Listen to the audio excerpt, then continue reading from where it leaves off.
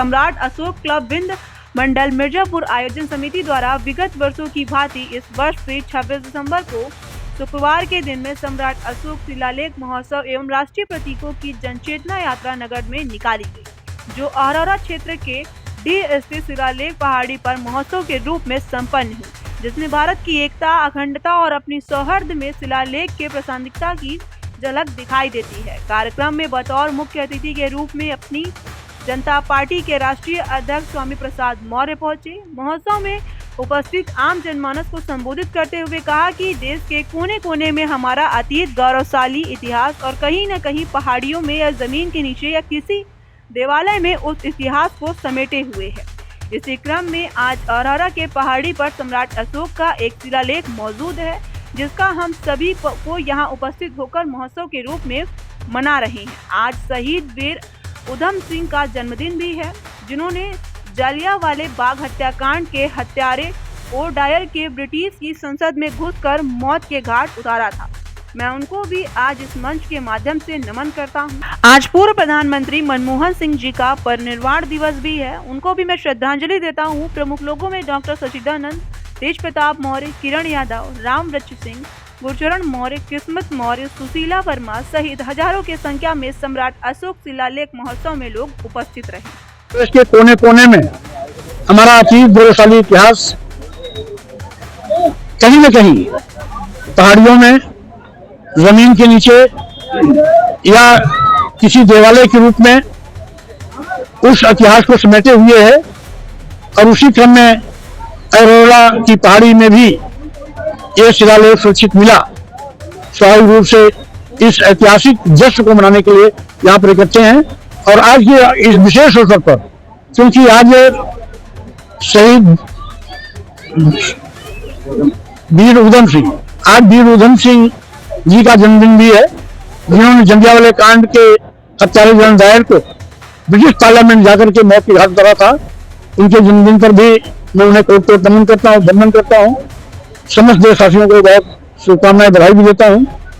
आज एक दूसरा भी ऐतिहासिक क्षण है कि देश के पूर्व प्रधानमंत्री मनमोहन जी की आज निर्वाण दिवस है।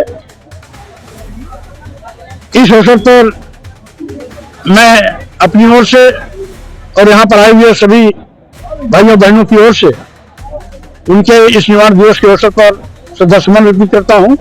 उन्हें भी कोट वंदन नमन करता हूँ। लखनऊ में कोरोना की बैठक हुई है, क्या कहेंगे?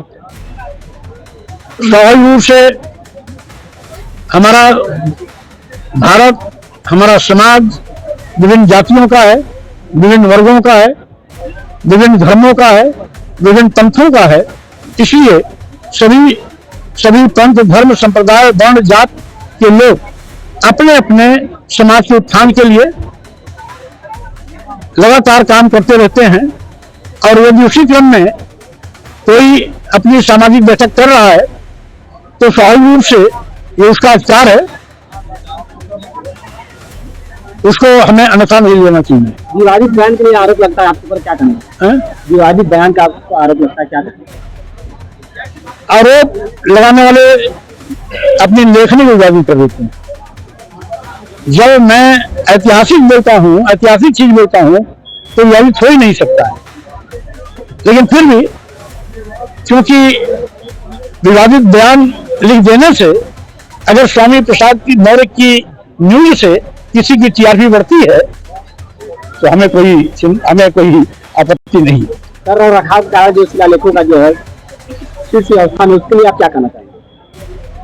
भारत सरकार को विशेष रूप से अतीत, गौरवशाली इतिहास का संरक्षण करना चाहिए। वो किसी भी सामाजिक का हो, किसी भी ऐतिहासिक कार्यकाल का हो, जो भी हमारा इतिहास है सुरक्षित रहे, संरक्षित रहे। विशेष रूप से इनके संरक्षण के लिए विशेष उपाय किए जाने चाहिए। उन्नाव रेप का आरोपी को रिहा कर दिया गया, उस पर क्या कहना है आपका?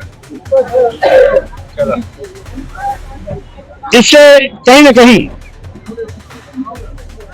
न्यायपालिका को लोकशक्ति नजर से देखना शुरू कर दिया।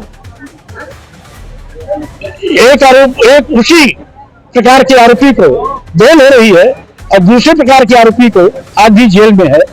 यानी जात के आधार पर जेल भेजना, जात के आधार पर जेल से बेल होना, इस प्रकार के जो घटनाक्रम हो रहे हैं, इससे न्यायपालिका जिस पर सबको भरोसा था वो भी कहीं ना कहीं शक के कटघरे में खड़ी हो रही है, जो न जनता के हित में है, न राष्ट्र हित में है, न न्यायपालिका के हित में है।